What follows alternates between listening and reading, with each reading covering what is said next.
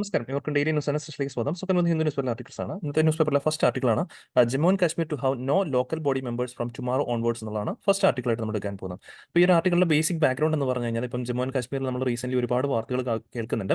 Especially like Jammu and Kashmir 2019 Jammu and കാശ്മീരിന്റെ ആ ഒരു പ്രത്യേക പദവി ആർട്ടിക്കിൾ 370 പ്രകാരമുള്ള പ്രത്യേക പദവിയൊക്കെ എടുത്ത് കളഞ്ഞതുമായിട്ട് ബന്ധപ്പെട്ടും ഈ പറഞ്ഞ പോലെ ഈ ഇടയ്ക്ക് സുപ്രീം കോടതിയുടെ വിധിയും കാര്യങ്ങളൊക്കെ വന്നത് നമ്മൾ ഓൾറെഡി DNA ക്ലാസ്സിൽ ഡിസ്കസ് ചെയ്തിട്ടുണ്ടായിരുന്നു. അതിൻ്റെയൊക്കെ തന്നെ ഒരു പശ്ചാത്തലം അതൊക്കെ ആയിട്ട് ഈ പറഞ്ഞ പോലെ കണക്ട് ചെയ്ത് വായിക്കാൻ പറ്റുന്ന ഒരു വാർത്ത തന്നെയാണ് ഇപ്പോൾ റീസെന്റ് വന്നിരിക്കുന്നത്. അതായത് 2018 ഈ പറഞ്ഞ പോലെ ആ ഒരു 2019 മുമ്പ് 2018 ജമ്മു ആൻഡ് കാശ്മീരിൽ നമ്മുടെ ലോക്കൽ സെൽഫ് ഗവൺമെന്റ് ഇൻസ്റ്റിറ്റ്യൂഷനിലേക്ക് പഞ്ചായത്ത് ലെവലിൽ ഈ പറഞ്ഞ നടക്കുന്ന ഇലക്ഷൻസ് ആണ് local self government elections. So ആ ഒരു ഇലക്ഷൻസ് 2018 കണ്ടക്ട് ചെയ്തിട്ടുണ്ടായിരുന്നു. അതിന്റെ 5-year ടേം അടുത്ത ദിവസങ്ങളായിട്ട് അവിടെ പൂർത്തിയാകുകയാണ്. അപ്പൊ അതിനെ ചുറ്റിപ്പറ്റിക്കൊണ്ടാണ് ഈ ഒരു ആർട്ടിക്കിൾ വന്നിരിക്കുന്നത്. 5-year term of almost 30,000 local representative set to expire in Jammu and Kashmir എന്ന് പറഞ്ഞുകൊണ്ട് വാർത്ത വന്നിരിക്കുന്നത്. ഓൾറെഡി നമ്മൾ വാർത്തയിലൊക്കെ നമുക്ക് മനസ്സിലാക്കാൻ പറ്റുന്നുണ്ട്. ഇപ്പം ജമ്മു ആൻഡ് കാശ്മീർ നിലവിലൊരു സ്റ്റേറ്റ് ലെജിസ്ലേച്ചർ ഇല്ല. കാരണം 2019 ആ പ്രത്യേക പദവി എടുത്തു കളഞ്ഞതിന് ശേഷം ജമ്മു ആൻഡ് കാശ്മീരിന് ഒരു സ്റ്റേറ്റ് ആയിരുന്നു. ജമ്മു ആൻഡ് കാശ്മീർ നമ്മൾ 2 യൂണിയൻ ടെറിട്ടറീസ് ആയിട്ട് ബൈഫർക്കേറ്റ് ചെയ്തിട്ടുണ്ടായിരുന്നു. ജമ്മു ആൻഡ് കാശ്മീർ യൂണിയൻ ടെറിട്ടറിയും അതേപോലെ ലഡാക്ക് എന്നുള്ള മറ്റൊരു യൂണിയൻ ടെറിട്ടറിയും. ഇതിനകത്ത് ജമ്മു ആൻഡ് കാശ്മീർ യൂണിയൻ ടെറിട്ടറിക്ക് നമ്മൾ ഈ പറഞ്ഞ പോലെ സ്റ്റേറ്റ് ലെജിസ്ലേച്ചർ പദവി കൊടുത്തിട്ടുണ്ട്. ജസ്റ്റ് ലൈക്ക് നമ്മൾ ഡൽഹിക്കും പുതുച്ചേരിക്കും കൊടുത്തിരിക്കുന്ന പോലെ ഡൽഹിയും പുതുച്ചേരിയും യൂണിയൻ ടെറിട്ടറീസ് ആണ്, ബട്ട് സ്റ്റേറ്റ് ലെജിസ്ലേച്ചർ ഉള്ള യൂണിയൻ ടെറിട്ടറീസ് ആണ്. അതേപോലത്തെ ഒരു പവറാണ് നമ്മൾ ഇപ്പോൾ നിലവിൽ ജമ്മു ആൻഡ് കാശ്മീർ യൂണിയൻ ടെറിട്ടറിക്കും കൊടുത്തിരിക്കുന്നത്. പക്ഷേ ലഡാക്കിന് സ്റ്റേറ്റ് ലെജിസ്ലേച്ചർ പദവി ഇല്ലാത്ത യൂണിയൻ ടെറിട്ടറി ആണെന്നുള്ളൊരു കാര്യം ഓർത്ത് വെച്ചേക്കാം. എന്തായാലും നിലവിൽ ഈ പറഞ്ഞ പോലെ ആ ഒരു പ്രത്യേക പദവിയും കാര്യങ്ങളൊക്കെ എടുത്ത് മാറ്റി കഴിഞ്ഞപ്പോഴേക്കും ഗവൺമെന്റ് ഈ പറഞ്ഞ പോലെ ഡീലിമിറ്റേഷൻ കമ്മീഷനെ അവിടെ കോൺസ്റ്റിറ്റ്യൂട്ട് ചെയ്തിട്ടുണ്ടായിരുന്നു. എന്തിനാണ് ഡീലിമിറ്റേഷൻ കമ്മീഷനെ കോൺസ്റ്റിറ്റ്യൂട്ട് ചെയ്തിരിക്കുന്നത് ചോദിച്ചു കഴിഞ്ഞാൽ ഇപ്പം ഏരിയയും കാര്യങ്ങളൊക്കെ മാറി. അപ്പോൾ ഏരിയയും കാര്യങ്ങളൊക്കെ മാറി കഴിയുമ്പോഴേക്കും ഓരോരോ കോൺസ്റ്റിറ്റ്യുവൻസീസിൽ എത്രയായിരിക്കണം അവിടുത്തെ വോട്ടേഴ്സ് എന്നുള്ള എത്ര നമ്പർ വോട്ടേഴ്സ് ആയിരിക്കണം എന്നുള്ള കാര്യങ്ങളൊക്കെ നിർണ്ണയിച്ച് ഓരോ അസംബ്ലി കോൺസ്റ്റിറ്റ്യുവൻസീസ് നിർണ്ണയിക്കാനായിട്ടാണ് ഈ ഡീലിമിറ്റേഷൻ കമ്മീഷനെ അപ്പോയിന്റ് ചെയ്യുന്നത്.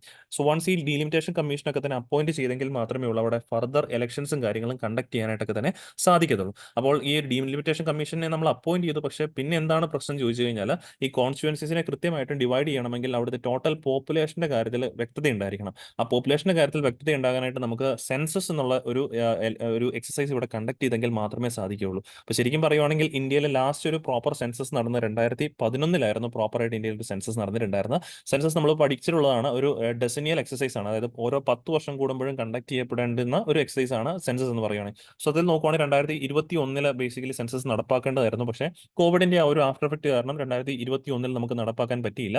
പിന്നീട് ഇത്ര നാളായിട്ട് 2 വർഷങ്ങൾക്ക് പിന്നിട്ടു ഇത്ര നാളായിട്ട് നമുക്ക് സെൻസസിന്റെ ആ ഒരു പ്രക്രിയ നടക്കാൻ പറ്റിയിട്ടില്ല. ഈ വർഷം പറയുവാണെങ്കിൽ സെൻസസ് നടപ്പാക്കും എന്നുള്ള കാര്യമൊക്കെയാണ് പറയുന്നത്. ബട്ട് ഈ വർഷം ഇലക്ഷൻ ഇയർ വരുന്ന കാരണം most probably after the elections കാര്യങ്ങളൊക്കെ ആയിരിക്കും ഈ ഒരു സെൻസസിന്റെ പരിപാടികൾ ഗവൺമെന്റ് സ്റ്റാർട്ട് ചെയ്യുന്നത്. അപ്പോൾ എന്തായാലും ആ ഒരു സെൻസസ് കണ്ടക്ട് ചെയ്യാണ്ട് നിലവിൽ ഈ പറഞ്ഞ പോലെ ജമ്മു ആൻഡ് കാശ്മീർ ഒരു ഇലക്ഷൻ കണ്ടക്ട് ചെയ്യാനായിട്ട് സാധിക്കത്തില്ല. അതുകൊണ്ട് തന്നെയാണ് ഇപ്പോൾ വാർത്ത വന്നിരിക്കുന്നത്. ഇപ്പോൾ ഓൾറെഡി ജമ്മു ആൻഡ് കാശ്മീരിൽ ഒരു സ്റ്റേറ്റ് ലെജിസ്ലേച്ചർ ഇല്ല.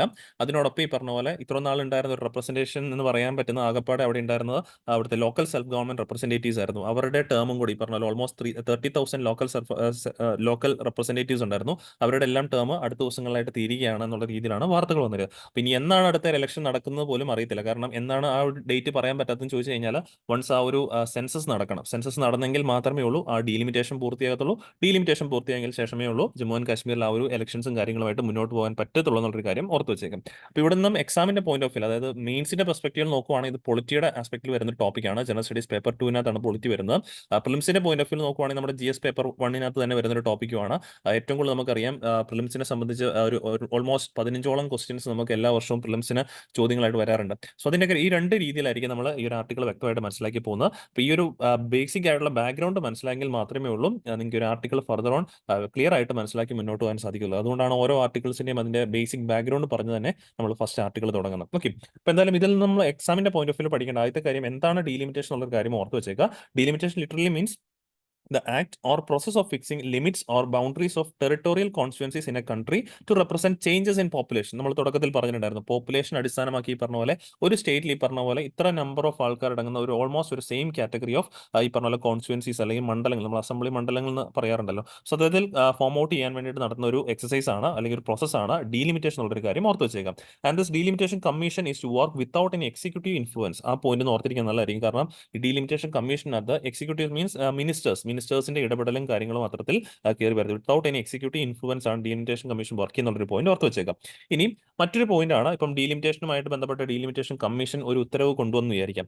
ആ ഒരു ഉത്തരവിനെ അല്ലെങ്കിൽ ആ കമ്മീഷന്റെ ഓർഡറിനെ ചൂണ്ടിക്കാണിച്ചുകൊണ്ട് നമുക്ക് കോടതികളിൽ കേസ് ഫയൽ ചെയ്യാനായിട്ട് അല്ലെങ്കിൽ അപ്പീലുകൾ ഫയൽ ചെയ്യാൻ സാധിക്കത്തില്ല എന്നുള്ള കാര്യം ഓർത്ത് വെച്ചേക്കാം. കാരണം ഡീലിമിറ്റേഷൻ കമ്മീഷൻ അത്തരത്തിൽ ഹൈ പവേർഡ് ആയിട്ടുള്ള ഒരു ബോഡിയാണ്. അതുകൊണ്ട് തന്നെ അവരുടെ ഡിസിഷനെ നമുക്ക് ചോദ്യം ചെയ്യാനായിട്ട് സാധിക്കത്തില്ല. The constitution mandates that commissions orders are final and cannot be question before any court as it would hold up an election indefinitely. കാരണം ഇവരുടെ ഓരോ കാര്യങ്ങളെ ചോദ്യം ചെയ്തുകൊണ്ട് നമ്മൾ കോടതിയിലേക്ക് പോയി കഴിഞ്ഞു കഴിഞ്ഞാൽ പിന്നെ ഇവിടെ ഇലക്ഷൻ നടപ്പാക്കാൻ പറ്റിയെന്ന് പോലും വന്നേക്കത്തില്ല. കാരണം അതൊരു നെവർ എൻഡിങ് പ്രോസസ് ആയിട്ട് ഇങ്ങനെ പോകാനായിട്ടുള്ള സാധ്യതയുണ്ട്. അതുകൊണ്ടിട്ടാണ് ഡീലിമിറ്റേഷൻ കമ്മീഷൻ ഒരു ഹൈ പവേർഡ് ബോഡി ആയിട്ട് മാറ്റിയിരിക്കുന്നതും കോൺസ്റ്റിറ്റ്യൂഷൻ പ്രകാരം തന്നെ മാൻഡേറ്റ് ചെയ്യുന്നുണ്ട് the commissions orders are final എന്നുള്ള കാര്യം ഓർത്ത് വെച്ചേക്കുക. അതുകൊണ്ട് തന്നെ പ്രിലിംസിന് അത്തരത്തിലുള്ള സ്റ്റേറ്റ്മെന്റ് ഒക്കെ വന്നു കഴിഞ്ഞാൽ അത് നമ്മൾ തെറ്റാന്ന് വിചാരിക്കേണ്ട കാര്യമില്ല. അത് കൃത്യമായിട്ട് കറക്റ്റ് ആയിട്ടുള്ള സ്റ്റേറ്റ്മെന്റ് എന്നുള്ളൊരു പോയിന്റ് ഓർത്ത് വെച്ചേക്കാം. ഇനി അടുത്തൊരു സ്റ്റേറ്റ്മെന്റ് ആണ്, when the orders of delimitation commission are laid before the Lok Sabha or state legislative assembly, they cannot affect any modification in the orders. അപ്പോൾ അതായത് ഡീലിമിറ്റേഷൻ കമ്മീഷൻ അവരുടെ ഓർഡർ ഉത്തരവുകൾ ഈ പറഞ്ഞ പോലെ ലോക്സഭയിലോ അല്ലെങ്കിൽ ഈ പറഞ്ഞ പോലെ സ്റ്റേറ്റ് കറസ്പോണ്ടിങ് ഏത് സംസ്ഥാനത്താണോ അവിടുത്തെ ലെജിസ്ലേറ്റീവ് അസംബ്ലിയിലോ ഹാജരാക്കുകയാണെങ്കിൽ ആ അസംബ്ലിക്ക് അല്ലെങ്കിൽ ലോക്സഭയ്ക്ക് അത്തരത്തിൽ ഈ പറഞ്ഞ പോലെ അവർ സമർപ്പിക്കുന്ന ഓർഡേഴ്സിലെ മോഡിഫിക്കേഷൻസ് കൊണ്ടുവരാൻ സാധിക്കത്തില്ല എന്നുള്ള കാര്യവും ഓർത്ത് വെച്ചേക്കണം. കാരണം എന്താണ്, ഈ ഒരു ബോഡിക്ക് അത്രമാത്രം ഹൈ പവർ സ്റ്റാറ്റസ് കൊടുത്തിരിക്കുന്ന കൂടിയാണെന്നുള്ള പോയിന്റ് ഓർത്ത് വെച്ചേക്കാം. ഈ രണ്ട് സ്റ്റേറ്റ്മെന്റ്സ് അവസാനം നമ്മൾ പറഞ്ഞ ആ രണ്ട് പോയിന്റ്സ് പ്രിലിംസിന് വ്യക്തമായിട്ട് ഓർത്തിരിക്കണം. കാരണം അതൊക്കെ സ്റ്റേറ്റ്മെന്റ്സ് ആയിട്ട് വരാൻ സാധ്യതയുണ്ട്. എസ്പെഷ്യലി ഈ പറഞ്ഞ പോലെ ഡീലിമിറ്റേഷൻ കമ്മീഷൻ നമ്മൾ ഈ വരാൻ പോകുന്ന മെയിൻസിനും അതേപോലെ പ്രിലിംസിനും പ്രതീക്ഷിക്കുന്ന ഒരു ടോപ്പിക്കും കൂടിയാണ്. കാരണം ഈ ഒരു ജമ്മു ആൻഡ് കാശ്മീർ ഇത്രത്തോളം വാർത്തകളും റീസെന്റ് സുപ്രീം കോടതി അതിന്റെ ആ ഒരു വെർഡിക്റ്റും പറഞ്ഞതിന്റെ പശ്ചാത്തലത്തിൽ തീർച്ചയായിട്ടും നമ്മൾ പ്രതീക്ഷിക്കുന്ന ഒരു ആർട്ടിക്കിൾ തന്നെയാണ്. ഇനി എന്തിനാണ് ഇത്തരത്തിലുള്ള ഡീലിമിറ്റേഷൻ കമ്മീഷൻ നമുക്ക് ആവശ്യം ചോദിച്ചു കഴിഞ്ഞാൽ to provide equal representation to equal segments of a population. ജനസംഖ്യയിൽ ഈ പറഞ്ഞ ആ ഒരു പോപ്പുലേഷനെ ഈക്വൽ സെഗ്മെന്റ്സ് ആയിട്ട് ഡിവൈഡ് ചെയ്യാനായിട്ട് അല്ലെങ്കിൽ ഈക്വൽ റെപ്രസെന്റേഷൻ കൊടുക്കാനായിട്ടാണ് ഡീലിമിറ്റേഷൻ കമ്മീഷൻ ഒരു കാര്യം ഓർത്തിരിക്കും.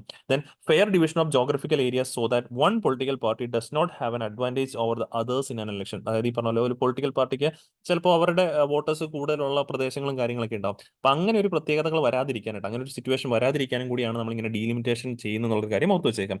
To follow the principle of one vote one value. അപ്പോൾ ഡീലിമിറ്റേഷനോടെ നമ്മൾ നടപ്പാക്കുന്ന പ്രിൻസിപ്പിൾ എന്താണെന്ന് ചോദിച്ചാൽ it's one vote one value എന്നുള്ള ഒരു പോയിന്റും ഓർത്ത് വെച്ചേക്കണം. ഇനി നമ്മളിപ്പോൾ ലോക്കൽ സെൽഫ് ഗവൺമെന്റുമായിട്ട് ബന്ധപ്പെട്ടാണല്ലോ ഈ ഒരു ആർട്ടിക്കിൾ തുടങ്ങിയിരിക്കുന്നത്. കാരണം ലോക്കൽ സെൽഫ് ഗവൺമെന്റ് റെപ്രസെന്റേറ്റീവ്സിന്റെ ടെന്യൂർ അവസാനിക്കാൻ പോകുന്നു എന്ന് പറയുമ്പോഴേക്കും അപ്പം എന്തിനാണ് നമ്മുടെ രാജ്യത്ത് ഇത്തരത്തിൽ ലോക്കൽ സെൽഫ് പറയുമ്പോഴേക്കും നമ്മൾ 3 ടയർ സ്ട്രക്ചർ ഓഫ് ഗവൺമെന്റ് ആണ് നമ്മൾ പിന്തുടരുന്നത്. സെൻട്രലിൽ ഗവൺമെന്റ് ഉണ്ട്, കറസ്പോണ്ടിങ് സ്റ്റേറ്റ്സിലും ഗവൺമെന്റ് ഉണ്ട്, പിന്നെ ഏറ്റവും താഴെത്തട്ടിൽ ഈ പറഞ്ഞ പോലെ ഗ്രാസ് റൂട്ട് ലെവലിൽ നമുക്ക് ലോക്കൽ സെൽഫ് ഗവൺമെന്റ് ഇൻസ്റ്റിറ്റ്യൂഷൻസ് ഉണ്ട്. അപ്പോൾ ഒരു 3 ടയർ ഗവൺമെന്റ് സിസ്റ്റമാണ് നമ്മൾ ഫോളോ ചെയ്യുന്നത്. എന്തിനാന്ന് ചോദിച്ചു കഴിഞ്ഞാൽ ജനങ്ങളുടെ പങ്കാളിത്തം ഈ പറഞ്ഞ പോലെ ഡിസിഷൻ മേക്കിംഗ് അല്ലെങ്കിൽ ഗവേണൻസിൽ ജനങ്ങളുടെ പാർട്ടിസിപ്പേഷൻ കൂടുതൽ ഇംപ്രൂവ് ചെയ്യാനായിട്ടാണ് നമ്മളിങ്ങനെ ഓരോ 3 ടയർ സ്ട്രക്ചറും അല്ലെങ്കിൽ grass root level democracy improve ചെയ്യാനായിട്ട് local self government institutions form out ചെയ്തിരിക്കുന്ന ഒരു കാര്യം ഓർത്തിരിക്കണം.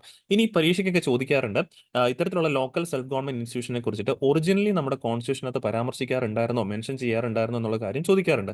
ഒറിജിനൽ കോൺസ്റ്റിറ്റ്യൂഷനകത്ത് ലോക്കൽ സെൽഫ് ഗവൺമെന്റ് ഇൻസ്റ്റിറ്റ്യൂഷനെ കുറിച്ചിട്ട് ഒരു പരാമർശനം ഇല്ല എന്നുള്ള കാര്യം ഓർത്തിരിക്കുക. കാരണം ത്രൂ 73rd കോൺസ്റ്റിറ്റ്യൂഷണൽ അമെന്റ്മെന്റ് ആക്ടും 73rd കോൺസ്റ്റിറ്റ്യൂഷണൽ അമെന്റ്മെന്റ് ആക്ടിലൂടെയും 74th കോൺസ്റ്റിറ്റ്യൂഷണൽ അമെന്റ്മെന്റ് ആക്ടിലൂടെയാണ് നമ്മൾ ഇത്തരത്തിൽ ലോക്കൽ സെൽഫ് ഗവൺമെന്റ് ഇൻസ്റ്റിറ്റ്യൂഷൻസിനെ നമ്മുടെ രാജ്യത്തിലേക്ക് അല്ലെങ്കിൽ നമ്മുടെ ഭരണഘടനയിലേക്ക് ഇൻകോപ്പറേറ്റ് ചെയ്യുന്നത്. അപ്പോൾ ആ ഒരു 73rd കോൺസ്റ്റിറ്റ്യൂഷൻ അമെന്റ്മെന്റ് ആക്ടിലൂടെയാണ് നമ്മൾ local self government institution especially rural ഏരിയാസിലെ local self government institutions കൊണ്ടുവന്നിരിക്കുന്നു.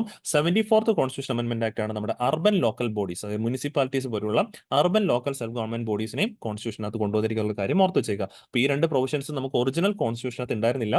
Through 73rd constitution amendment act and 74th constitution amendment act ആണ് നമ്മളിത് കൊണ്ടുവന്നു. അതുപോലെ ഈ പറഞ്ഞ പോലെ 11th ഷെഡ്യൂളും 12th ഷെഡ്യൂളുമാണ് ഇത്തരത്തിൽ ഈ ലോക്കൽ ഗവൺമെന്റ് ഇൻസ്റ്റിറ്റ്യൂഷൻസുമായിട്ട് ബന്ധപ്പെട്ട് കോൺസ്റ്റിറ്റ്യൂഷനകത്തുണ്ട് എന്നുള്ളൊരു പോയിന്റ് കൂടെ കൃത്യമായിട്ട് ഓർത്ത് വെച്ചേക്കാം. അപ്പോൾ ഇത്രയും പോയിന്റ് ആണ് നമുക്ക് ഈ ഒരു ആർട്ടിക്കിളിൽ നിന്ന് എക്സാമിന്റെ point of view both for prelims as well as for mains നമുക്ക് എക്സാമിന്റെ പോയിന്റ് ഓഫ് വ്യൂ ഈ ഒരു ആർട്ടിക്കിളിൽ നിന്ന് വ്യക്തമായിട്ട് മനസ്സിലാക്കാനായിട്ടുള്ളത്. ഇനി നമ്മൾ രണ്ടാമത്തെ ആർട്ടിക്കിലേക്ക് കടക്കുകയാണ്. ഇത് നമ്മുടെ എക്കണോമിക്സിന്റെ പോയിന്റ് ഓഫ് വ്യൂ ആർട്ടിക്കിൾ ആണ്. ഇതിന്റെ കണക്റ്റഡ് ആർട്ടിക്കിൾ ഇതിന് മുമ്പത്തെ ആഴ്ചയിലും പ്രീവിയസ് വീക്കിൽ നമ്മൾ ഡിസ്കസ് ചെയ്തിട്ടുണ്ടായിരുന്നു. ജസ്റ്റ് GST ആയിട്ട് ബന്ധപ്പെട്ട് തന്നെ GST collections reveal A dissonance in consumption growth across States എന്നുള്ളതാണ് ഈ ഒരു ആർട്ടിക്കൽ ഹെഡ്ലൈൻ ആയിട്ട് പറയാൻ പറ്റുന്നത്. അതായത് ഈ ഒരു ആർട്ടിക്കിളിൽ പറയുന്നത് സംസ്ഥാനങ്ങളുടെ ഒക്കെ ഓരോ ഈ പറഞ്ഞ പോലെ വരുമാനങ്ങൾ GSTയിൽ വരുമാനം എങ്ങനെ കൂടുതലെന്ന് ചോദിച്ചു കഴിഞ്ഞാൽ ആളുകൾ കൂടുതൽ സാധനങ്ങൾ വാങ്ങുമ്പോഴാണ് നമുക്ക് കൂടുതൽ വരുമാനം കിട്ടുന്നത്. അപ്പോൾ അത്തരത്തിൽ സംസ്ഥാനങ്ങളിലേക്കൊക്കെയുള്ള വരുമാനങ്ങൾ നോക്കുവാണെങ്കിൽ ഈ വർഷത്തിലെ ഈ ഒരു ഫിനാൻഷ്യൽ 2023-24 എന്നുള്ള ഫിനാൻഷ്യൽ ഇയറിലെ ഒരു ഓൾമോസ്റ്റ് പറയുവാണെങ്കിൽ 9 monthsന്റെ ലോവസ്റ്റ് ആയിട്ടുള്ള ഒരു റവന്യൂ ആണ് ഇപ്പോൾ കിട്ടിയിരിക്കുന്നത് GSTയിലൂടെ കളക്ട് ചെയ്തിരിക്കുന്നതാണ് പറയുന്നത്. അപ്പോൾ ഇത് തന്നെ ഇതിന്റെ ഒരു കറസ്പോണ്ടിങ് ആയിട്ടുള്ള ആർട്ടിക്കിൾ ഇതിനു മുമ്പത്തെ ക്ലാസ്സിൽ നമ്മളൊന്ന് ഡിസ്കസ് ചെയ്തിട്ടുണ്ടായിരുന്നു. ജസ്റ്റ് ലൈക്ക് ഈ പറഞ്ഞ പോലെ ഈ വർഷത്തെ ഡിസംബർ മാസത്തിലെ ജി എസ് ടിയുടെ കളക്ഷൻ, ഈ വർഷം എന്ന് പറഞ്ഞാൽ കഴിഞ്ഞ ആ ഒരു 2023 ഡിസംബറിലെ ജി എസ് ടിയുടെ കളക്ഷനും അതേപോലെ തന്നെ 2023 നവംബർ മാസത്തിലെ ജി എസ് ടിയുടെ കളക്ഷൻ തമ്മിൽ കമ്പയർ ചെയ്യുമ്പോഴേക്കും കുറവ്, ഡിസംബർ മാസത്തിൽ കുറവ് ജി എസ് ടി കളക്ഷൻ മാത്രമാണ് കിട്ടിയിട്ടുണ്ടായിരുന്ന ഒരു പോയിന്റ് നമ്മൾ ഇതിനു മുമ്പത്തെ ക്ലാസ്സിൽ ഡിസ്കസ് ചെയ്തിട്ടുണ്ടായിരുന്നു. അതേപോലത്തെ ഒരു ആർട്ടിക്കിളാണ് ഇപ്പോഴും വന്നിരിക്കുന്നത്. ഇത് പറഞ്ഞിരിക്കുന്നത് ഓൾമോസ്റ്റ് ഈ കഴിഞ്ഞ 9 മാസത്തെ ഏറ്റവും ലോവസ്റ്റ് ആയിട്ടുള്ള റവന്യൂ ഗ്രോത്ത് ആണ്, അല്ലെങ്കിൽ ആ ഒരു കൺസംഷൻ ആണ് ഇപ്പോൾ സ്റ്റേറ്റിന് കിട്ടിയിരിക്കുന്ന ഒരു പോയിന്റ് ആണ് വന്നിരിക്കുന്നത്. അപ്പോൾ ഇവിടെ നോക്കുവാണെങ്കിൽ റിവീൽസ് എ ഡെസണൻസ് ഇൻ കൺസംഷൻ ആണ് പറഞ്ഞിരിക്കുന്നത്. അപ്പോൾ ഡെസണൻസ് ഇൻ കൺസംഷൻ എന്ന് പറഞ്ഞു കഴിഞ്ഞാൽ ജനങ്ങൾ സാധനങ്ങൾ വാങ്ങിക്കുന്നതിന്റെ അളവ് താരതമ്യേന കുറച്ചിരിക്കുന്നു എന്നുള്ളൊരു പോയിന്റാണ് സൂചിപ്പിക്കുന്നത്. അത് എന്തുകൊണ്ടായിരിക്കാം എന്ന് ചോദിച്ചു കഴിഞ്ഞാൽ, എപ്പോഴായിരിക്കും നമ്മൾ കൂടുതലായിട്ട് സാധനങ്ങൾ വാങ്ങുന്നത് കുറയ്ക്കുന്നതെന്ന് ചോദിച്ചു കഴിഞ്ഞാൽ നമ്മുടെയൊക്കെ വരുമാനത്തിന് അഫക്റ്റ് വരുമ്പോഴേക്കാണ്. മീൻസ് ഇൻകം ലെവൽ താഴേക്ക് പോകുമ്പോഴേക്കും. സോ ഇൻകം ലെവൽ താഴേക്ക് പോകുമെന്ന് പറഞ്ഞു കഴിഞ്ഞാൽ അത് സൂചിപ്പിക്കുന്നത് എക്കണോമിയിൽ ഒരു തരത്തിൽ അൺഎംപ്ലോയ്മെന്റ് പ്രിവെയിൽ ചെയ്യുന്നുണ്ടാകാം എന്നുള്ളൊരു പോയിന്റ്. കാരണം അൺഎംപ്ലോയ്മെന്റ് വരുമ്പോഴേക്കൊക്കെയാണ് നോർമലി ആളുകളുടെ വരുമാനവും കാര്യങ്ങളും നഷ്ടപ്പെടുന്നത്. അല്ല എങ്കിൽ ജനങ്ങൾ വർക്ക് ചെയ്യുന്നതുമായിട്ട് ബന്ധപ്പെട്ട് എസ്പെഷ്യലി അവരുടെ സ്കിൽ, അവർക്ക് ഈ പറഞ്ഞ പോലെ അവർ അക്വയർ ചെയ്തിരിക്കുന്ന ടെക്നിക്കൽ ആയിക്കോട്ടെ, അല്ലെങ്കിൽ ഈ പറഞ്ഞ പോലെ എഡ്യൂക്കേഷൻ വൈസ് ഉള്ള അവരുടെ സ്കില്ല് അവർ ചെയ്യുന്ന ജോലിയുമായിട്ട് മാച്ചപ്പ് ആകാതെ വരുമ്പോഴേക്കും, മീൻസ് അവർ പെർഫോം ചെയ്യുന്ന ഒരു അണ്ടർ സ്കിൽഡ് ആയിട്ടുള്ള ജോബ് ആണെങ്കിൽ അവരുടെ ക്വാളിഫിക്കേഷന് തുല്യമായിട്ടുള്ള ഒരു വേതനം, ഒരു ഇൻകം ഒരുപക്ഷെ അവർക്ക് ഏൺ ചെയ്യാൻ പറ്റിയെന്ന് തോന്നേക്കത്തില്ല. അപ്പൊ എന്തായാലും ഇത് സൂചിപ്പിക്കുന്ന ജനങ്ങളുടെ കൺസംഷൻ കുറയുന്നു എന്നുള്ളതും അത് ഇന്റേൺ നമുക്ക് സൂചിപ്പിക്കുന്ന, അല്ലെങ്കിൽ ഇന്റേൺ നമ്മളോട് പറഞ്ഞു നൽകുന്ന എക്കണോമിയിൽ മേ ബി ഒരു അൺഎംപ്ലോയ്മെന്റ് നിലനിൽക്കുന്നുണ്ടാകാം, അല്ലെങ്കിൽ ഒരു റിസഷണറി പാത്തിലൂടെ ആകാം എക്കണോമി ഒരു പക്ഷേ ഈ പറഞ്ഞ പോലെ മുന്നോട്ട് പോകുന്നത് തുടങ്ങിയ കാര്യങ്ങളാണ് കൃത്യമായിട്ട് ഈ ആർട്ടിക്കിളിനകത്ത് പറഞ്ഞു തരുന്നത്. അപ്പോൾ ഇതിനകത്ത് എക്സാമിന്റെ പോയിന്റ് ഓഫ് വ്യൂ ബോത്ത് പ്രിലിംസിനും മെയിൻസിനായിട്ട് നമ്മൾ ആദ്യമായിട്ട് ജി എസ് ടി എന്താണെന്നുള്ളൊരു പോയിന്റ് അറിഞ്ഞിരിക്കണം. ജി എസ് ടി നമ്മൾ ഇതിനു മുമ്പത്തെ ക്ലാസ്സിൽ ഒന്ന് പറഞ്ഞിട്ടുണ്ടായിരുന്നു, എന്നാലും ജസ്റ്റ് ഒന്നുകൂടെ പറയുകയാണ്. ജി എസ് ടി എന്ന് പറഞ്ഞു കഴിഞ്ഞാൽ ഇപ്പം നമ്മുടെ രാജ്യത്തുള്ള ഏറ്റവും പ്രധാനപ്പെട്ട ഒരു ഗവൺമെന്റിന്റെ വരുമാന സ്രോതസ്സാണ്, റവന്യൂ സോഴ്സ് ആണ്. It's basically indirect tax. അപ്പോൾ 2017 ജൂലൈ 1 മുതലാണ് ജി എസ് ടി നമ്മളിവിടെ ഇംപ്ലിമെന്റ് ചെയ്ത് തുടങ്ങിയിട്ടുണ്ടായിരുന്നത്. And came through 101st constitution amendment act. Okay, 101ാമത്തെ കോൺസ്റ്റിറ്റ്യൂഷൻ അമെന്റ്മെന്റ് ആക്ടിലൂടെയാണ് ജി എസ് ടി നമ്മളിവിടെ കൊണ്ടുവന്നത്. ഇനി ആ ഒരു ജി എസ് ടി വന്നു കഴിഞ്ഞപ്പോഴേക്കും അതുവരെ ഉണ്ടായിരുന്ന ഒരുപാട് ടാക്സുകൾ നമ്മൾ അതിലേക്ക് സബ്സ്യൂം ചെയ്തിട്ടുണ്ടായിരുന്നു. Just like excise duty, value added tax, അത് തന്നെയാണ് വാറ്റ് എന്ന് പറയുന്നത്, ദെൻ സർവീസ് ടാക്സ്, ഇതെല്ലാം കൂടെ സബ്സ്യൂം ചെയ്തിട്ടാണ് ഒറ്റ ടാക്സ് ആയ നമ്മൾ ജി എസ് ടി നാട്ടിൽ കൊണ്ടുവന്നുള്ള ഒരു പോയിന്റ് ഓർത്തിരിക്കുക. അപ്പോൾ ഈ ജി എസ് ടിയുടെ പ്രിൻസിപ്പിൾ അല്ലെങ്കിൽ മോട്ടോ എന്ന് പറഞ്ഞു കഴിഞ്ഞാൽ വൺ നേഷൻ വൺ ടാക്സ് എന്നുള്ളൊരു സിസ്റ്റം ആയിരുന്നു. അതായത് ജി എസ് ടി നടപ്പാക്കുന്ന മുമ്പ് ഇന്ത്യയിലെ പല സംസ്ഥാനങ്ങളിലും ഒരേ പ്രോഡക്റ്റിന് തന്നെ ഇന്ത്യയിലെ പല സംസ്ഥാനങ്ങളിലും പല ടാക്സുകളായിരുന്നു ഈടാക്കിക്കൊണ്ടിരുന്നത്. അപ്പോൾ അങ്ങനെ ഒരു സിസ്റ്റം ഒഴിവാക്കുക, അതേപോലെ ടാക്സുകളുടെ കാസ്കേഡിംഗ് എഫക്റ്റുകൾ ഒഴിവാക്കുക തുടങ്ങിയ കാര്യങ്ങളൊക്കെയായിരുന്നു ജി എസ് ടിയുടെ നടപ്പാക്കാനായിട്ട് ഗവൺമെന്റ് ആഗ്രഹിച്ചതും. ആ ജി എസ് ടി വന്നു കഴിഞ്ഞപ്പോൾ ആ ടാക്സിന്റെ കാസ്കേഡിംഗ് എഫക്ട് ഒഴിവാക്കിയത് കൊണ്ടിട്ടാണ് നമുക്ക് ഒരുപാട് സാധനങ്ങൾക്ക് വില കുറയുന്നതുമായിട്ട് ബന്ധപ്പെട്ട് ഫീൽ ചെയ്യുന്നുണ്ടായിരുന്നു. കാരണം ടാക്സിന്റെ കാസ്കേഡിംഗ് എഫക്ട് എന്ന് പറഞ്ഞാൽ ഓരോ സ്റ്റേജ് കഴിയുന്നതോറും ടാക്സിനെ കൂടി വരുന്നതിനെയാണ് കാസ്കേഡിംഗ് എഫക്ട് എന്ന് പറയുന്നത്. ജി എസ് ടിക്കകത്ത് ഇൻപുട്ട് ടാക്സ് ക്രെഡിറ്റ് എന്നുള്ള സിസ്റ്റം നടപ്പാക്കുന്നുണ്ട്. അതായത് വൺസ് പേ ചെയ്ത ടാക്സ് ഈ പറഞ്ഞ പോലെ ഫൈനൽ ഓരോ സ്റ്റേജ് കഴിയുമ്പോൾ അത് റീപേ ചെയ്ത് കൊടുക്കും. അങ്ങനെ ആ ഒരു ഇൻപുട്ട് ടാക്സ് ക്രെഡിറ്റ് വന്നിരിക്കുന്ന കാരണമാണ് നമുക്ക് ഫൈനൽ ലെവലിലേക്ക് വരുമ്പോഴേക്കും ടാക്സിന്റെ റേറ്റ് താരതമ്യേന മുൻകാല വർഷങ്ങളിലേക്കാളും താരതമ്യേന കുറയുന്നതായിട്ട്, മീൻസ് ബിഫോർ ജി എസ് ടിക്കായാലും കുറയുന്നതായിട്ട് ഫീൽ ചെയ്യപ്പെട്ടത്. സോ അങ്ങനെ ഒരുപാട് ഈ പറഞ്ഞ പോലെ കസ്റ്റമറിന് ബെനിഫിറ്റ് ഉണ്ടാക്കി കൊടുക്കാനായിട്ട് ശ്രമിക്കുന്ന ഒരു ടാക്സ് സിസ്റ്റം കൂടിയാണ് ജി എസ് ടി എന്ന് പറയേണ്ടി വരും. ഇനി ജി എസ് ടിയും അതിന് മുമ്പത്തെ ടാക്സ് സിസ്റ്റം തമ്മിലുള്ള വ്യത്യാസം എന്താണെന്ന് ചോദിച്ചു കഴിഞ്ഞാൽ, ഇതിനു മുമ്പ് ജി എസ് ടിക്ക് മുമ്പ് ടാക്സുകളെല്ലാം ഒറിജിൻ ബേസ്ഡ് ആയിരുന്നു. ഏത് സംസ്ഥാനമാണോ വസ്തുക്കൾ പ്രൊഡ്യൂസ് ചെയ്യുന്നത് അവിടേക്കായിരുന്നു ടാക്സിന്റെ ആ പ്രോഡക്റ്റിന്റെ ഒരു വിഹിതം ബേസിക്കലി പോകുന്നു. ഒരു വിഹിതം സെൻട്രൽ ഗവൺമെന്റിലേക്കും ഒരു വിഹിതം ആ ഒരു പ്രോഡക്റ്റ് എവിടെയാണ് ഉത്പാദിപ്പിച്ചത് ആ സംസ്ഥാനത്തേക്കായിരുന്നു പൊക്കോണ്ടിരുന്നത്. ഇറസ്പെക്റ്റീവ് ഓഫ് എവിടെയാണ് സെയിൽ നടത്തുന്നതല്ല, എവിടെയാണ് പ്രൊഡ്യൂസ് ചെയ്യുന്നത് അങ്ങോട്ടേക്കായിരുന്നു ടാക്സിന്റെ ഒരു റവന്യൂ പൊക്കോണ്ടിരുന്നത്. പക്ഷേ ജി എസ് ടി വന്നു കഴിഞ്ഞപ്പോഴേക്കും ജി എസ് ടി ഒരു ഡെസ്റ്റിനേഷൻ ബേസ്ഡ് ടാക്സ് ആയിട്ട് മാറി. അതായത് പ്രോഡക്റ്റ് എവിടെ വേണമെങ്കിലും ഉത്പാദിപ്പിച്ചോട്ടെ, ഇന്ത്യയിൽ ഏത് സംസ്ഥാനത്താണ് ഉത്പാദിപ്പിച്ചോട്ടെ, ആ പ്രോഡക്റ്റ് എവിടെയാണോ വിറ്റഴിക്കുന്നത് ആ സംസ്ഥാനത്തേക്കായിരിക്കും ആ ഒരു ജി എസ് ടിയുടെ ഒരു റവന്യൂ പോകുന്നത്. ഒരു റവന്യൂ പണ്ടത്തെ പോലെ സെൻട്രൽ ഗവൺമെന്റിലേക്കും ഒരു റവന്യൂ പോകുന്ന സ്റ്റേറ്റ് ഗവൺമെന്റ്സ് എവിടെയാണോ സെയിൽ നടക്കുന്നത് ആ സ്റ്റേറ്റിലേക്ക് ആയിരിക്കും എന്നുള്ള കാര്യം ഓർക്കുക. അതുകൊണ്ടാണ് G S T A destination based tax എന്ന് ബേസിക്കലി പറയുന്നത്. Then G S T basically indirect tax ആണ്. അതുകൊണ്ട് തന്നെ ഇൻഡയറക്ട് ടാക്സുകളുടെ ഒരു ബേസിക് നേച്ചറായ റിഗ്രസീവ് നേച്ചർ ആണ് ജി എസ് ടിക്ക് ഉള്ളതെന്നുള്ളൊരു കാര്യം ഓർക്കണം. ഇനി ജി എസ് ടിയുമായിട്ട് ബന്ധപ്പെട്ട പ്രധാനപ്പെട്ട തീരുമാനങ്ങളൊക്കെ തന്നെ എടുക്കുന്ന ജി എസ് ടി കൗൺസിലാണ്. അതൊരു കോൺസ്റ്റിറ്റ്യൂഷണൽ ബോഡിയാണ്. അണ്ടർ ആർട്ടിക്കിൾ 279A എന്നുള്ളൊരു പോയിന്റ് ഓർത്തിരിക്കണം. ജി എസ് ടി കൗൺസിലിന്റെ ഈ പറഞ്ഞ പോലെ അധ്യക്ഷൻ അഥവാ ചെയർപേഴ്സൺ ആയിട്ട് ആക്ട് ചെയ്യപ്പെടുന്നത് നമ്മുടെ യൂണിയൻ ഫിനാൻസ് മിനിസ്റ്റർ എന്നുള്ളൊരു പോയിന്റ് കൂടി ഓർത്ത് വെച്ചേക്കാം കേട്ടോ. ഇത്രയും പോയിന്റാണ് ജി എസ് ടിയുമായിട്ട് ബന്ധപ്പെട്ട് നമുക്ക് ഈ ഒരു ആർട്ടിക്കിളിന് എക്സാമിന്റെ പോയിന്റ് ഓഫ് വ്യൂ കൃത്യമായിട്ടും മനസ്സിലാക്കാനായിട്ടുള്ളത്. ഇനി അടുത്തൊരു ആർട്ടിക്കിൾ കൂടി ഉണ്ടായിരുന്നത് സയൻസ് ആൻഡ് ടെക്നോളജി അതുപോലെ തന്നെ ഡിഫൻസ് എന്നുള്ളൊരു പെർസ്പെക്റ്റീവ് നമുക്ക് ഇതിനെ കണക്കാക്കാനായിട്ട് സാധിക്കുന്നതാണ്. ഇനി first IAF, Indian Air Force C-130 with Garud Commandos makes night landing at Kargil എന്നുള്ളതാണ് ആർട്ടിക്കിളിനകത്ത് വന്നിരിക്കുന്നത്. അപ്പോൾ കാർഗിൽ എന്ന് പറയുമ്പോഴേക്കും നമുക്ക് നമ്മുടെ LOC അഥവാ ലൈൻ ഓഫ് കൺട്രോൾ, ഇന്ത്യയും പാകിസ്ഥാനുമായിട്ട് അതിർത്തി പങ്കിടുന്നതിനാണ് നമ്മൾ ആ ഒരു ബൗണ്ടറി ലൈനാണ് ലൈൻ ഓഫ് കൺട്രോൾ എന്നും ഇന്ത്യയും ചൈനയുമായിട്ടുള്ളതിനെയാണ് LAC അഥവാ ലൈൻ ഓഫ് ആക്ച്വൽ കൺട്രോൾ എന്നും ബേസിക്കലി പറയുന്നത്. അപ്പോൾ ഈ LOCയുമായിട്ട് ഏറ്റവും അടുത്ത് കിടക്കുന്ന ഒരു പ്രദേശം കൂടിയാണ് ഈ Kargil.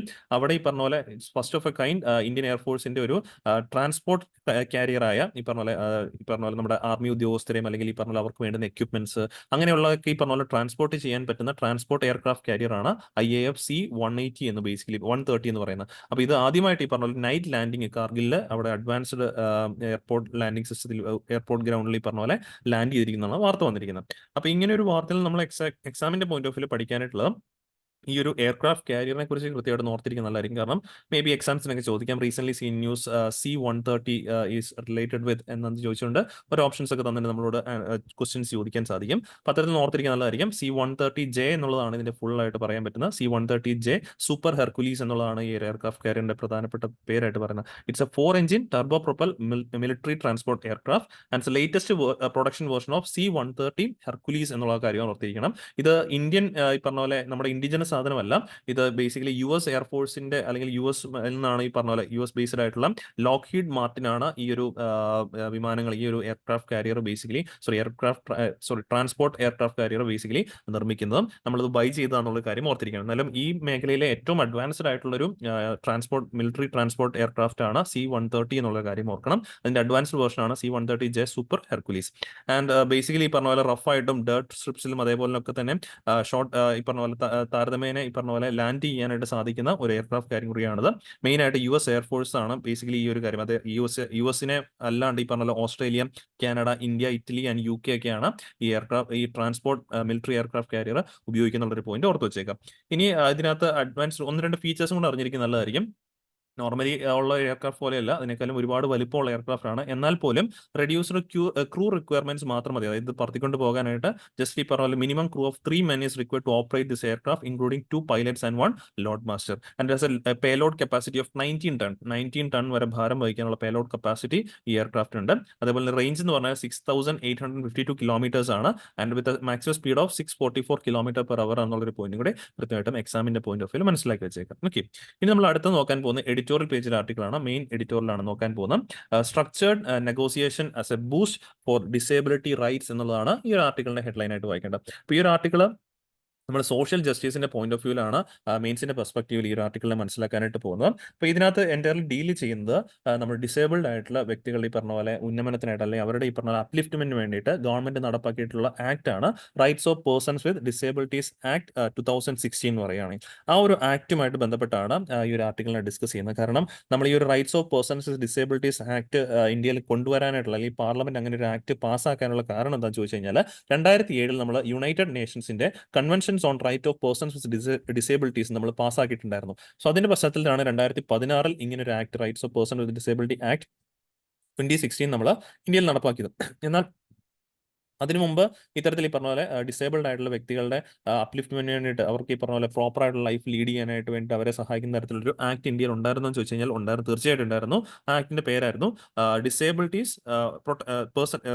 Disabilities protection of rights and full participation act 1995 അഥവാ ഡിസേബിലിറ്റീസ് ആക്ട് 1995 എന്ന് പറയുന്ന ആക്ട് ഉണ്ടായിരുന്നു.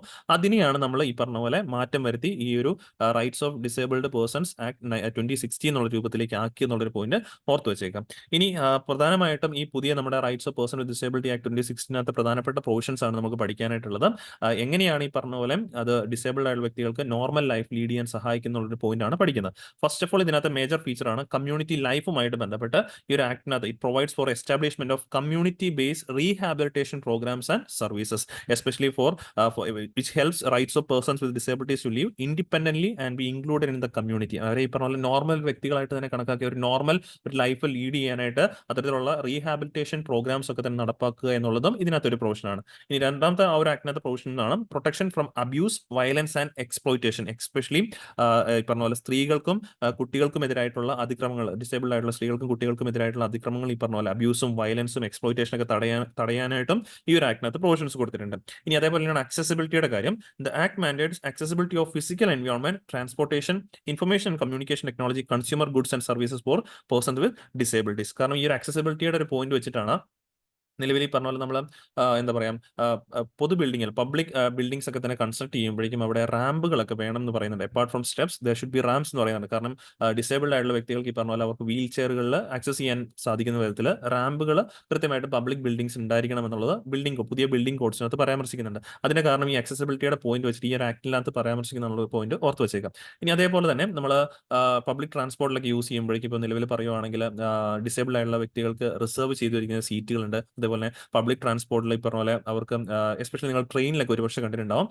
ഓൾമോസ്റ്റ് മിക്ക ട്രെയിനുകളിലും ഓൾമോസ്റ്റ് അതിൻ്റെ ലാസ്റ്റ് ഒരു ബോഗി അല്ല ലാസ്റ്റ് ഒരു ഫ്രണ്ടിൽ ബോഗിയായിട്ട് ഡിസേബിൾഡ് ആളുകൾക്ക് വേണ്ടിയിട്ട് ഈ പറഞ്ഞ പോലെ റിസർവ് ചെയ്ത് വെച്ചിട്ടുണ്ട്. അവിടെ പറയുകയാണെങ്കിൽ ഇത്തരത്തിൽ ഈ പറഞ്ഞ പോലെ പ്ലാറ്റ്ഫോമുമായിട്ട് ഏറ്റവും എന്താ പറയുക ഹൈറ്റ് വ്യത്യാസമൊന്നും ഇല്ലാതെ വീൽ ചെയറിന് കയറി പോകാൻ പറ്റുന്ന രീതിയിലായിരിക്കും ആ ഒരു കോച്ചുകളുടെ ഡിസൈനും കാര്യങ്ങളൊക്കെ ചെയ്തിട്ടുണ്ടാവുക. സോ അതൊക്കെയാണ് ബേസിക്കലി ആ ഒരു ആക്സസിബിലിറ്റിയുടെ പോയിന്റ് കൊണ്ട് ഉദ്ദേശിക്കുന്നത്. ദെൻ നാലാമത്തതാണ് എഡ്യൂക്കേഷൻ എന്നുള്ള പോയിന്റ്. നിലവിൽ പറയുകയാണെങ്കിൽ ഗവൺമെന്റിന്റെ കാര്യത്തിൽ the act provides for free and compulsory education for children with benchmark disabilities. Benchmark disability എന്ന് പറഞ്ഞാൽ those with at least 40% of specified disability ആണ് up to age of 18 years. 18 വയസ്സ് വരെ free and compulsory education disabled വ്യക്തി benchmark disabilities ഉള്ള കുട്ടികൾക്ക് കൊടുക്കണം എന്നുള്ള കാര്യം ഗവൺമെന്റ് ഈ ഒരു ആക്ടിനകത്ത് പരാമർശിക്കുന്നുണ്ട്. അതേപോലെ reservation of seats in higher education institutions and scholarship. Government is also providing scholarship for such students with disabilities. And എംപ്ലോയ്മെന്റിന്റെ കാര്യത്തിൽ പറയുവാണെങ്കിൽ the act provides for reservation of post in government establishments for persons with benchmark disabilities. നമ്മളിപ്പം exams conduct ചെയ്യുമ്പോൾ especially UPSC-യുടെ ആണെങ്കിലും അല്ലെങ്കിൽ state level PSC exams ആണെങ്കിൽ conduct ചെയ്യുമ്പോഴേക്കും അവിടെ ഈ പറഞ്ഞ പോലെ ഡിസേബിൾഡ് ആയിട്ടുള്ള വ്യക്തികൾക്ക് ഈ പറഞ്ഞ പോലെ കറസ്പോണ്ടിങ് എക്സാംസിന് ഗവൺമെന്റ് ഓരോ റിസർവേഷൻസ് ഒക്കെ തന്നെ പ്രൊവൈഡ് ചെയ്യാറുണ്ട്. ഇത്ര സീറ്റുകൾ റിസർവ് ചെയ്ത് കൊടുക്കാറുണ്ട്. It also provides incentives to employers in private sector. ഈ പ്രൈവറ്റ് സെക്ടറിലാണെങ്കിൽ ഇത്തരത്തിൽ ഡിസേബിൾഡ് ആയിട്ടുള്ള വ്യക്തികൾക്ക് ഈ പറഞ്ഞ പോലെ ജോലി കൊടുക്കാൻ പാകത്തിലേക്ക് ഈ പറഞ്ഞ പോലെ ഗവൺമെന്റ് അത്തരത്തിലുള്ള എംപ്ലോയീസിന് ഇൻസെന്റീവ്സും കാര്യങ്ങളൊക്കെ പ്രൊവൈഡ് ചെയ്യാറുണ്ട്. Who employ government also provides incentives to employers in the private sector who employ persons with disabilities. Okay, ശരിക്കും പറഞ്ഞാൽ ഇത്രത്തോളം കാര്യങ്ങൾ ആ ഒരു ആക്ടിനകത്ത് ഉണ്ടെങ്കിലും ഏറ്റവും ഇതിനകത്ത് സത്യാവസ്ഥ എന്ന് പറഞ്ഞാൽ പലപ്പോഴും ഈ പ്രൊവിഷൻസ് നാട്ടിൽ ഇംപ്ലിമെന്റ് ചെയ്യപ്പെടാറില്ല എന്നുള്ളതാണ് പ്രധാനപ്പെട്ട ഒരു പോയിന്റ് ആയിട്ട് പറയുന്നത്. അത് ഈ പറഞ്ഞ പോലെ ഗവൺമെന്റ് തലത്തിൽ അല്ലെങ്കിൽ ഉദ്യോഗസ്ഥ തലത്തിൽ പലപ്പോഴും വരുന്ന വീഴ്ചകളാണ്. പ്രോപ്പർ ഇംപ്ലിമെന്റേഷന്റെയും അല്ലെങ്കിൽ അത് പ്രോപ്പറായിട്ട് ഇംപ്ലിമെന്റ് ചെയ്യുന്നുണ്ടെന്ന് എൻഷുർ ചെയ്യാത്തതിന്റെയും പോരായ്മകളായിട്ട് പറയേണ്ടി വരും. സോ അതൊക്കെ തീർച്ചയായിട്ടും മാറ്റിയെങ്കിൽ മാത്രമേ ഉള്ളൂ ഈ ഒരു ആക്ട് കൊണ്ട് ഇവിടെ ജനങ്ങൾക്ക് ഈ പറഞ്ഞ പോലെ അല്ലെങ്കിൽ എസ്പെഷ്യലി ഡിസേബിൾഡ് ആയിട്ടുള്ള വ്യക്തികൾക്ക് ആ ഒരു ബെനിഫിറ്റ് കിട്ടത്തുള്ളൂ എന്നുള്ളൊരു പോയിന്റ് കൃത്യമായിട്ട് ഓർത്ത് വെച്ചേക്കുക. അത്രയാണ് ഈ ഒരു ആർട്ടിക്കിളിനകത്ത് ബേസിക്കലി ഡിസ്കസ് ചെയ്യുന്നത്. അപ്പോൾ എന്തായാലും ഇത്രയും കാര്യങ്ങളായിരുന്നു ഇന്നത്തെ DNA നമുക്ക് ഡിസ്കസ് ചെയ്യേണ്ടായിരുന്നു. അപ്പോൾ ഇന്ന് ഡിസ്കസ് ചെയ്ത എല്ലാ ആർട്ടിക്കിൾസും എല്ലാവർക്കും ക്ലിയർ ആണെന്ന് വിശ്വസിക്കുന്നു. വീണ്ടും നമുക്ക് അടുത്ത ദിവസം കാണാം. താങ്ക്